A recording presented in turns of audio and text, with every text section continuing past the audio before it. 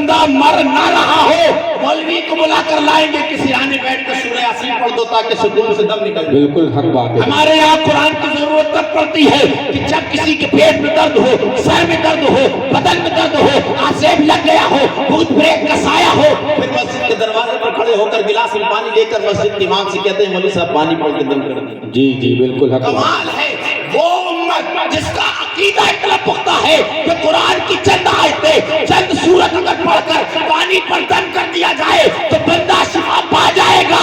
آپ ایمان سے بتائے جو قرآن کی تلاوت کر کے پانی پہ دم کر دیا جائے بندے کو فائدہ پہنچ جاتا ہے. اگر اس قرآن کے احکام پر زندگی بسر کرنے لگ جائے بندہ, اگر اس قرآن کے بتائے ہوئے راستے پر بندہ چلنے لگ جائے, اس قرآن کے احکامات پر پیرا ہو جائے تو وہ دنیا میں بھی کامیاب ہوگا اور حشر میں بھی کامیاب. واہ واہ واہ. نعرہ تکبیر, نعرہ رسالت, مسلک اعلی حضرت, جشن عید میلاد النبی, نعرہ تکبیر. سبحان اللہ سبحان اللہ.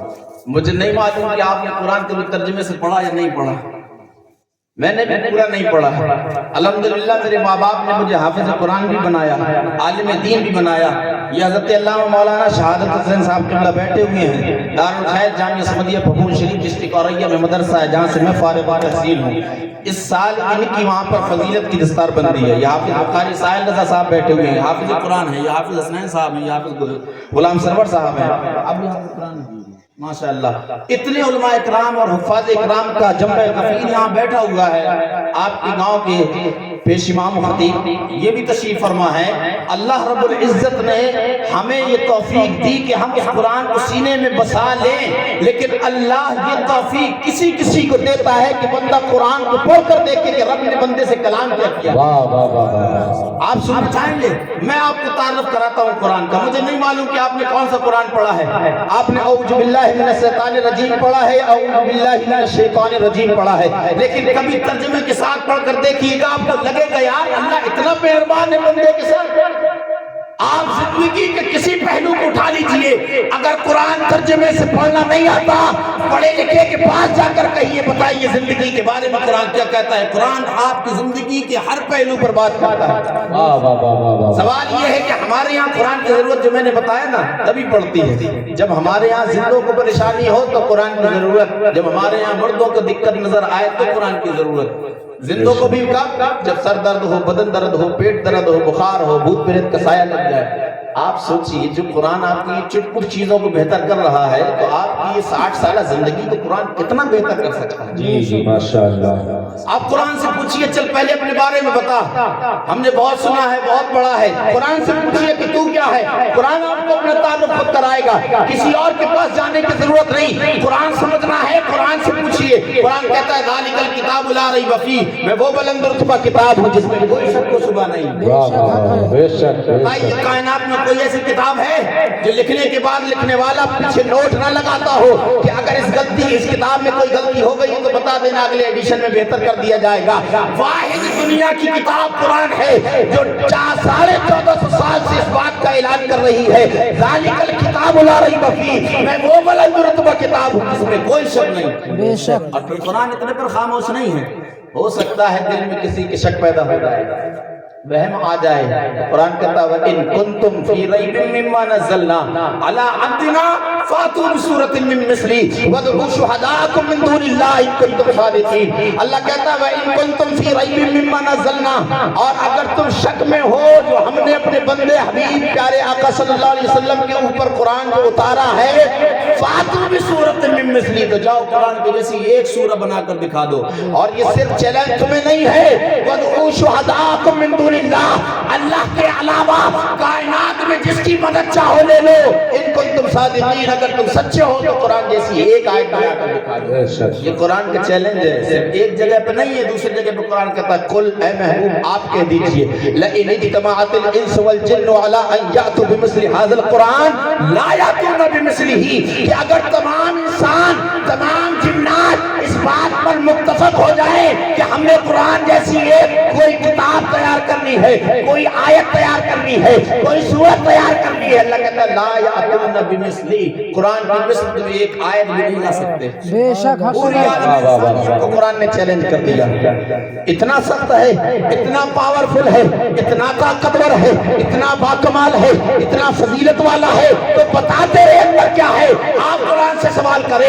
قرآن نے 1450 سال پہلے کہہ دیا، کیا کہا؟ ولا اصغرا، اللہ کہتا ہے وَنَزَّلْنَا عَلَيْكَ الْكِتَابَ تِبْيَانًا لِكُلِّ شَيْءٍ، اے محبوب ہم نے آپ کو وہ کتاب عطا فرمائی ہے جس میں ہر چیز کا واضح بیان ہے۔ واہ واہ واہ واہ واہ، ہر ایک بات کا ذکر قرآن کے اندر موجود ہے۔ ذہن میں شک پیدا ہو سکتا ہے کس کس بات کا ہے، تو قرآن نے اس کو بھی دور کر دیا، کہتا ہے ولا اصغرا ولا اکبرا الا فی کتاب مبین، ہر چھوٹی چیز قرآن کے اندر ہے، ہر بڑی چیز قرآن کے اندر ہے، ولا رتب ولا یابس الا فی کتاب مبین، ہر سوکھی چیز کا ذکر قرآن میں ہے، ہر گیلی چیز کا ذکر قرآن میں ہے۔ واہ واہ واہ واہ واہ، زندہ باد۔ قرآن سے قرآن بتا ہم نے رب کو نہیں پہچانا، تعارف کرا قرآن کہے گا قل هو اللہ احد، وہ اللہ ایک ہے، اللہ الصمد، وہ اللہ بے نیاز ہے، لم یلد، نہ اس نے کسی کو پیدا کیا، ولم یولد، نہ وہ پیدا کیا گیا، ولم یکن لہ کفوا احد، نہ ہی اس کا کوئی برابری کرنے والا ہے، نہ اس کا کوئی ساتھی ہے۔ آپ قرآن سے پوچھتے جائیے رب کے بارے میں اور بتا، تو قرآن کہے گا هو اللہ الذی لا الہ الا هو، وہ اللہ ایک ہے جس کے علاوہ کوئی خدا نہیں ہے، الملک القدوس السلام المؤمن المہیمن العزیز الجبار المتکبر سبحان اللہ عما یشرکون، هو اللہ الخالق بارئ مصور لہ الاسماء الحسنی، رب وہ ہے کہ جس نے ایسی ایسی تصویریں بنائی ہیں جسے دیکھ کر لوگ کہتے ہیں یار کتنی کمال کی خوبصورت۔ واہ واہ واہ واہ، بہت اچھا پیغام، زندہ باد۔ آپ کہیے چل بتا جس پر تو نازل ہوا ہے اس کی شان بیان کر، تو پھر قرآن نے صرف یہ نہیں کہا کہ رسول کی شان یہ ہے بات ختم ہو گئی، قرآن نے کہا جس پر میں اترا ہوں اس کی شان یہ ہے کہ اس کا چہرہ والضحیٰ ہے، اس کی آنکھیں ما زاغ البصر اذا طغیٰ ہیں، تو اس میرے حبیب یعنی جس پر میں نازل ہوا ہوں، رب کے حبیب کے بارے میں جاننا چاہتے ہو، اس کا سینہ علم نشرح لک صدرک ہے، اس کی عظمت و رفعنا لک ذکرک ہے، اس کی شان یہ ہے کہ دنیا میں کسی کے پاس جاؤ جس انداز میں چاہو بات کر لو، لیکن رب کہتا ہے جب میرے حبیب کی بارگاہ میں آنا، یا ایھا الذین آمنوا لا ترفعوا اصواتکم فوق صوت النبی، اے ایمان والو جب میرے نبی کی بارگاہ میں حاضر ہونا تو اپنی آوازوں کو میرے نبی کی آواز پر اونچا نہ کرنا، اپنی آوازیں پست رکھنا، ایسا نہ ہو کہ تمہارے اعمال برباد ہو جائیں۔ میرے نبی کی شان یہ ہے کہ ہم آپس میں پیاری دوستی میں ایک دوسرے کو پیار سے سالہ کہہ دیتے ہیں۔ ہمارے یہاں سالہ گالی ہے یا نہیں ہے؟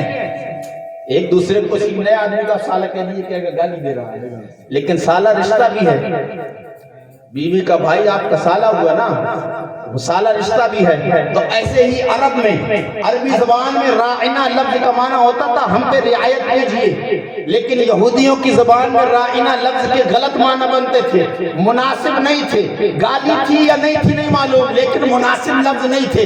تو جب صحابہ رسول اللہ کی بارگاہ میں بیٹھا کرتے اور رسول اللہ تقریر فرماتے تو کوئی نہیں سن پاتا تو کہتے تھے یا رسول اللہ راعنا، یا رسول اللہ ہم پہ رعایت فرمائیے۔ جب یہودیوں کو پتہ چلا تو جب صحابہ گزرتے تھے یہودیوں کی بستیوں سے تو وہ چڑھاتے تھے راعنا راعنا یا رسول اللہ، تو ان کی زبان میں لفظ کے غلط معنی بنتے تھے، مناسب معنی نہیں بنتے تھے۔ اللہ رب العزت بڑا خیرت مند ہے اپنے حبیب کے معاملے میں۔ بے شک بے شک۔ اللہ رب العزت نے کہا یا ایھا الذین آمنوا، اے ایمان والو لا تقولوا راعنا، جب میرے حبیب کی بارگاہ میں آنا تو راعنا نہ کہنا، وقولوا بلکہ یہ کہنا انظرنا یا رسول اللہ، یا رسول اللہ ہم پہ نظر کرم فرمائیے۔ رب تو اتنا سخت ہے، قرآن کہتا ہے اللہ کو یہ بھی گوارا نہیں کہ میرے حبیب کی بارگاہ میں کوئی ایسا لفظ بولا جائے کہ کسی اور زبان میں جس کے غلط معنی بن جاتے ہیں۔ بے شک بے شک۔ قرآن سے آپ پوچھئے، نبی کی شان کو قرآن بیان کرتا ہوا آپ کو ملے گا۔ اللہ کہتا ہے عسیٰ ان یبعثک ربک مقاما محمودا، آج جو میرے حبیب کو دنیا میں ماننے کے لیے تیار نہیں ہے نہ مانے، آج مہلت ہے، لیکن کل میدان محشر میں اپنے حبیب کو میں مقام محمود پر براجوں گا، تب لوگ دیکھیں گے کہ میرے حبیب کی شان کیا ہے۔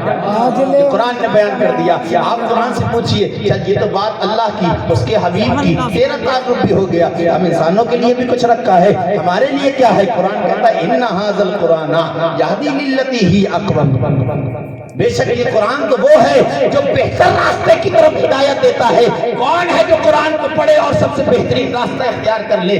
ہمارا آپ کو سب معلوم ہے اچھا کپڑا کس دکان میں ملے گا پتہ ہے, اچھا چاٹ کس چاٹ والے کے ہاں ملے گا پتہ ہے, اچھی پانی پوری کون بیچتا ہے یہ بھی معلوم ہے, اچھا میک اپ کی کٹ کہاں ملے گی یہ بھی ہمیں معلوم ہے. الغرض ہماری زندگی میں ہمارے لیے تمام ضروریات کی چیزیں کون سی چیز کس جگہ بہتر ملے گی یہ سب کو معلوم ہے. اگر نہیں معلوم تو یہ کہ دین کہاں بہتر ملے گا. اب سوشل میڈیا کا دور ہے تو کہتے ہیں تقریری تو سننا ہے کسی کو بھی سن لیجئے.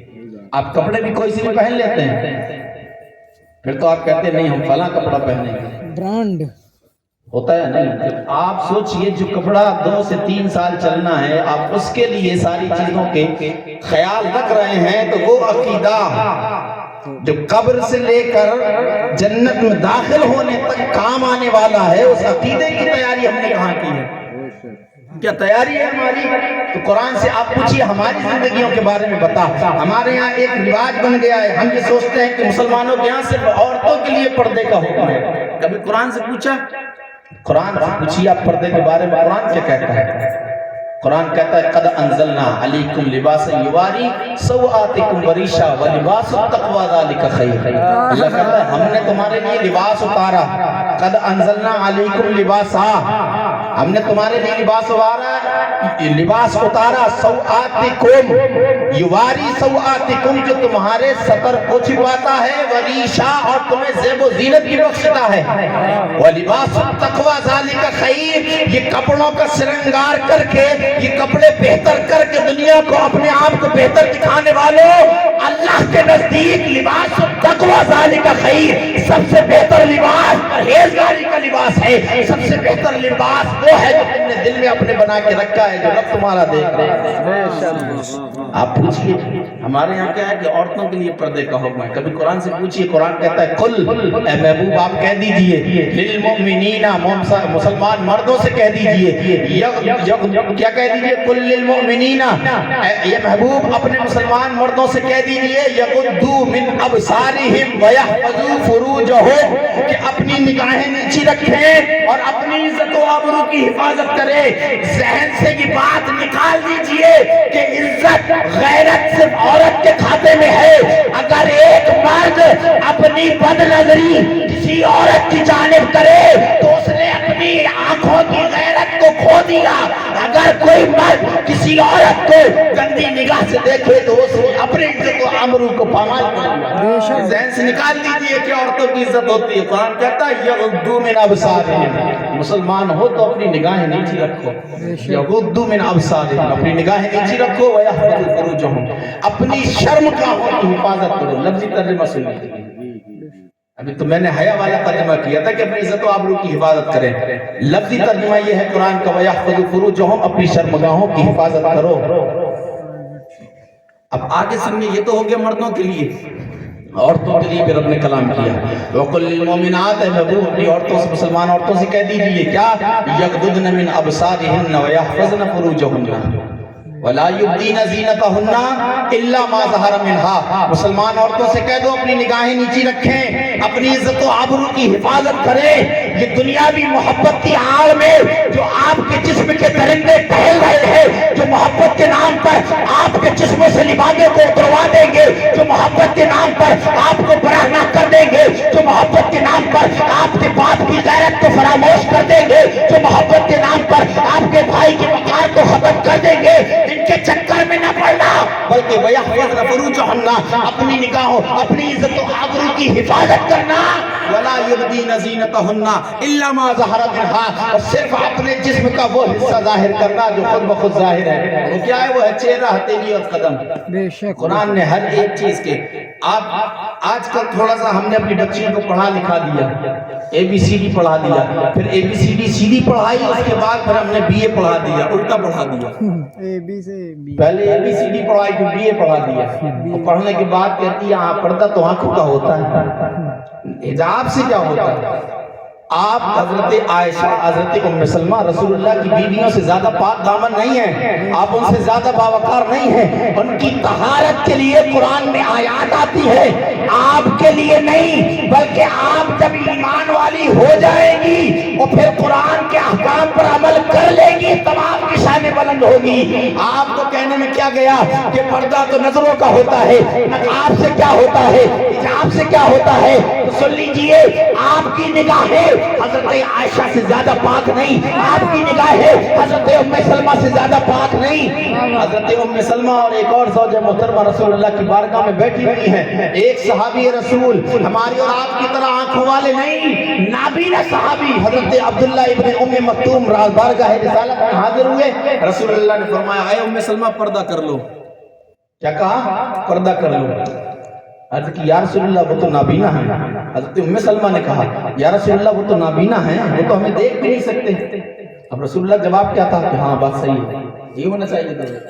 رسول اللہ فرمایا ام سلمہ ام مکتوم نابینا ہے، تم تو نہیں ہو۔ یا رسول اللہ کو اپنی بیویوں پر بھروسہ نہیں تھا، نہیں، بلکہ رسول اللہ امت کو یہ درس دینا چاہتے تھے کہ جب میں اپنی بیویوں کو حکم دے رہا ہوں تو تمہاری حیثیت کیا ہے، تم نے اگر کلمہ پڑھ کر اللہ کو اپنا معبود مان لیا ہے، اگر مجھے اپنا آقا مان لیا ہے تو اب تمہاری مرضی نہیں چلے گی، لیکن قرآن کے احکام پر تم نے عمل پیرا۔ نعرہ تکبیر، نعرہ رسالت، مسلک اعلی حضرت، سیرت مصطفیٰ، سنت مصطفیٰ، جشن عید میلاد النبی، نعرہ تکبیر، سبحان اللہ۔ آپ ذہن سے نکال دیجئے، آپ قرآن سے پوچھ کے دیکھیے۔ عیسائی پڑے بڑے کے عیسائیوں نے کہا کہ اگر یہ قرآن ہمارے پاس ہوتا تو ہم پوری دنیا میں حکومت کر لیتے۔ آپ تصور کیجئے، کوئی معمولی کتاب ہے، آپ سب چھوڑیے، انسان کسی سے ڈرے نہ ڈرے، بھوت پریت سے ڈرتا ہے، یہ قرآن بھوت پریتوں کی بھی ایسی کیسی کی رہتا ہے، سوچیے، آپ تصور کیجئے۔ اللہ قرآن مقدس کی مختلف مقامات پر 30 پارے ہیں، 114 صورتیں ہیں، میں پڑھنے بیٹھوں پوری زندگی میں، ابھی میں نے 2022 میں حضرت دولہ پر میں امامت کرتا ہوں، ہر جمعے 2022 میں جنوری کے پہلے جمعے سے میں نے درس قرآن شروع کیا تھا، آج 3 سال مکمل ہونے والے ہیں دسمبر میں، اب 3 سال میں ابھی تیسرا پارہ سورہ بقرہ مکمل نہیں ہوئی ہے۔ آپ تصور کیجئے، میں نے یہ ارادہ کیا تھا کہ جب پڑھ جاؤں گا اور کبھی بھی کہیں امامت کری یا کہیں بھی ہوا تو میں درس قرآن بیان کروں گا۔ آج بھی میرا مزاج یہ بیٹھے ہوئے ہیں، آپ حضرت پہلی بار ہیں، ان سے پوچھئے جو گاؤں کے ہیں دولہ پور کے، 4.5 سال میں نے کبھی قرآن سے ہٹ کے بات نہیں کری ہے۔ جو قرآن ہمیں دیا گیا تھا، ایک اور روایت میں نے وہ پیش نہیں کری تھی، سید ہوں اس لیے نہیں کرنی تھی۔ رسول اللہ نے فرمایا میں تمہارے درمیان 2 بھاری بھرکم چیزیں چھوڑ کے جا رہا ہوں، ایک قرآن اور ایک اپنی آل۔ قرآن اور آل کا دامن تھامے رہنا، گمراہ نہیں ہوگا۔ روایت بیان نہیں کری تھی، آج لوگ کہتے ہیں ہم سادات کا دامن تھامے، بھائی قرآن کا بھی دامن تھام گے۔ اگر آل رسول کا دامن آپ نے تھاما ہے، کسی سید زادے سے آپ وابستہ ہے، کسی سے آپ جڑے ہوئے ہیں، تو آپ قرآن کو بھی پڑھیے، آپ اپنے بچوں کو پڑھائیے۔ یاد رکھیے 7-8 سال کے اندر، 2018 سے لے کے 2024 چل رہا ہے، 8 سے 9 سال کے اندر آپ کی 30 لاکھ مسلم بچیاں صرف دنیاوی تعلیم پڑھنے کی وجہ سے، یونیورسٹی کالجز میں پڑھنے والی بچیاں غیر مسلموں سے تعلقات بنا کر کے مرتد ہو گئی، جنہوں نے اسلام چھوڑ دیا۔ یہ وہ لڑکیاں ہیں جن کے باپ کہتے تھے ہمیں اپنی بچی پہ بڑا یقین ہے، ہماری بچی ایسا کچھ نہیں کرے گی۔ اگر آپ چاہتے ہیں کہ آپ کے بچے، آپ کی بچیاں آپ کے لیے رسوائے زمانہ نہ بنے، آپ کی غیرت، آپ کی حمیت، آپ کی عزت باقی رہے، سب سے پہلے یہ ارادہ کر لیجیے کہ ہم نے اپنے بچوں کو علم دین مصطفیٰ کی تعلیم دی۔ یاد رکھیے دنیاوی تعلیم دیجیے، سے انکار نہیں ہے، میں خود جہاں پڑھا رہا ہوں بچوں کو مدرسے سے لے کر کے اسکول تک میں فورس کرتا ہوں کہ پڑھائیے، لیکن علم دین مصطفیٰ بھی دیجیے، اس لیے کہ کالج میں پڑھنے والا بچہ باپ کی آنکھوں میں آنکھیں ڈال کے بات کرتا ہے، لیکن مدرسے میں پڑھنے والا بچہ باپ کے سامنے نظریں جھکا لیتا ہے۔ فرق ہے تعلیم کا، جب بندہ قرآن کی تعلیم حاصل کرتا ہے تو پھر قرآن پڑھنے والا پھر یہ کہتا ہے، آپ دیکھ لیجئے گا دنیاوی تعلیم جس نے حاصل کری ہو، باپ سے بوڑھا ہونے کے بعد کہتا ہے جب آواز حلق سے نہیں نکلتی تو چپ رہا کرو، دنیاوی تعلیم حاصل کرنے والا۔ لیکن جس نے قرآن کی تعلیم حاصل کری ہو تو پھر وہ کہتا ہے وَقَضَىٰ رَبُّكَ أَلَّا تَعْبُدُوا إِلَّا إِيَّاهُ، اللہ کا یہی حکم ہے کہ اللہ کے علاوہ کسی کی इबादत न करो, वबिलवालिदैन इहसाना, माँ बाप के साथ उसने सलूक करो। कब तक करो? क्या पूरी जिंदगी करना है या अपनी शादी होने तक करना है? शादी के बाद बीवी के गुलाम बन जाना है? तो अल्लाह कहता है इम्मा, आगे अल्लाह क्या कहता है? इम्मा यबलुगन्ना इंदकल किबारा अहदुहुमा औ किलाहुमा फला तकुल लहुमा उफ वला तनहरहुमा वकुल लहुमा कौलन करीमा। अल्लाह क्या कहता है कि माँ बाप के साथ तुमने भलाई करनी है। कब तक करनी है? इम्मा यबलुगन्ना इंदकल किबारा अहदुहुमा औ किलाहुमा, फिर अगर उनमें से दोनों या कोई एक बूढ़ा हो जाए, क्या हो जाए? बूढ़ा हो जाए। इम्मा यबलुगन्ना इंदकल किबारा अहदुहुमा औ किलाहुमा, फिर अगर उनमें से कोई एक या दोनों बुढ़ापे को पहुंच जाए, फिर क्या करना? फला तकुल लहुमा उफ, तो फिर तुम उनसे उफ तक न करना। वला तनहरहुमा, ना उन्हें डांट कर बात करना। वकुल लहुमा कौलन करीमा, बल्कि जब माँ बाप की बारगाह में जाना तो हाथ बांध कर अदब से। वाह वाह, ये कुरान का पैगाम है। हमने नहीं पढ़ा कुरान। अगर कुरान पढ़ा होता तो हमें पता होता कि माँ बाप का मकाम क्या है। पीर साहब से मिलने जाएगा तो 10 घंटे हाथ बांध कर यूं खड़ा रहेगा। किसी सैयद सादे को देख लेगा तो 10 बार हाथ चूमेगा, पैरों को बोसा देगा। लेकिन वो माँ बाप जिन्होंने पाल पोस कर बड़ा कर दिया है, उनके सामने इज्जत से बात करने में दम निकलता है। हाथ पैर चूमने को तो छोड़ दीजिए। और पीर साहब के लिए क्या है कि घर में खाने को ना हो, पीर साहब से मिलने जाएगा तो 1000 रुपये नजराना करने, और माँ बाप मांग दे तो कहेगा अभी पैसा नहीं, बाद में देंगे। आगे सुनिए, ये तो आयत यहाँ तक हो गई कि वला वकुल लहुमा उफ वला तकुल लहुमा उफ, उनसे उफ तक ना करना। वकुल लहु वला तनहरहुमा, ना उन्हें झड़पना न डांटना। वला वकुल लहुमा कौलन करीमा, बल्कि जब उनसे बात करना तो हुस्न गुफ्तगू करना, अदब के साथ, ताज़ीम के साथ माँ बाप से बात करना। ये कुरान का पैगाम है। आगे सुनिए, कुरान से माँ बाप की ताज़ीम की बात नहीं करता, बल्कि आपसे कहता है कि दुआ भी करना है तुमने रब से। माँ बाप के लिए औलाद को हुक्म दे रहा है कि कुरान रब से दुआ करो। क्या कहो? वख्फिद लहुमा जनाह ज़ुल्ल मिनर रहमा। अल्लाह कहता है अपने माँ बाप के लिए उल्फत के, मोहब्बत के, शफकत के, प्यार के बाजू फैला दो, पसार दो।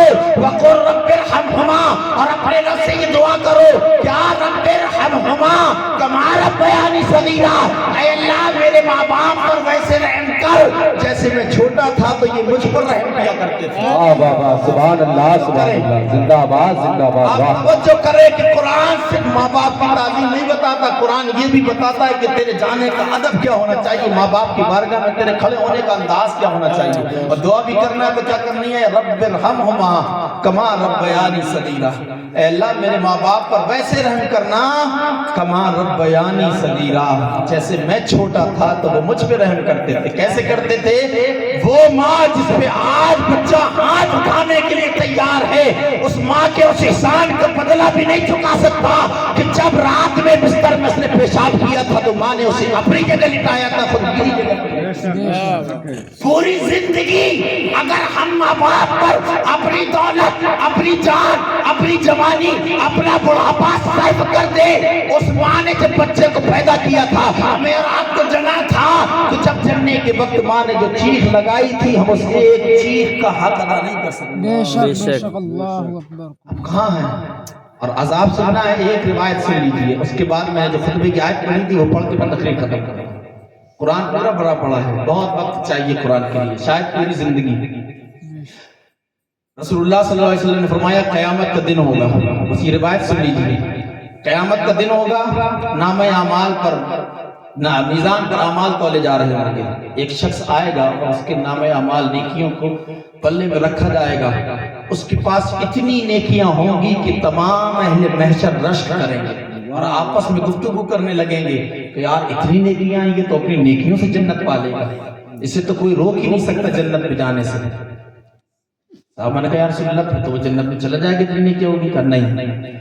फिर हुक्म होगा और एक कागज का टुकड़ा लाया जाएगा जो उसके गुनाहों के पल्ले में रखा जाएगा, और गुनाहों के पल्ले में वो कागज का टुकड़ा रखते ही जो अहले महशर अभी तक रश्क कर रहे थे वो ताज्जुब में पड़ जाएंगे। क्या हुआ कि अभी तक तो हम रश्क कर रहे थे कि अपनी नेकियों से जन्नत में चला जाएगा, इसे तो किसी सिफारिश, किसी शफाअत की दरकार नहीं। تو صحابہ نے عرض کی یا رسول اللہ اس کاغذ کے ٹکڑے میں کیا لکھا ہوگا؟ ارشاد فرمایا تو حکم ہوگا رب کا کہ اہل محشر کو یہ کاغذ کا ٹکڑا پڑھ کے سنایا جائے گا، بے شک واہ نہیں ہوگا کہ اس کو بتا دیا جائے گا، اہل محشر کو سنایا جائے گا۔ اب آپ تصور کیجئے یہ رسول اللہ 1450 سال پہلے اپنے صحابہ سے بیان فرما رہے ہیں، درس دے دیا کہ اگر اس شخص کی طرح تم نہیں ہو کہ جس کے لیے پہلے تمہارے اعمال پر اہل محشر رشک کریں، پھر ایک کاغذ کا ٹکڑا تمہاری زندگی کے سارے اعمال ضائع کر دے، تو رسول اللہ نے درس بھی دے دیا۔ صحابہ نے کہا یا رسول اللہ کیا لکھا ہوگا؟ فرمایا حکم ہوگا فرشتے وہ کاغذ کا ٹکڑا اٹھائیں گے اور پڑھ کر کے سنائیں گے کہ اس نے زندگی میں ایک مرتبہ اپنے ماں باپ سے تیز آواز میں بات کی تھی۔ اللہ اکبر کبیرہ، تصور کیجیے پوری زندگی صرف کر دے بندہ، ماں باپ کا حق ادا نہیں کر سکتا، بے شک ایک مرتبہ جس نے زندگی میں ہے، وہ روایت صحیح روایت رسول اللہ نے کیا کہا کہ فرشتے کہیں گے کہ زندگی میں ایک مرتبہ اس نے اپنے ماں باپ سے تیز آواز میں بات کی تھی، اور ہمارا اور آپ کا حال کیا ہے؟ دن میں 10 مرتبہ ڈانٹ کے چپ کرا دیتے ہیں، اپنی رائے اپنا فیصلہ گھر والوں پہ اپنے ماں باپ پہ ہم لازم کر دیتے ہیں۔ بچہ بڑا ہو جائے تو ماں باپ ڈرنے لگتے ہیں، جس سے کچھ کہیں گے بھی پلٹ کے جواب دے دے گا۔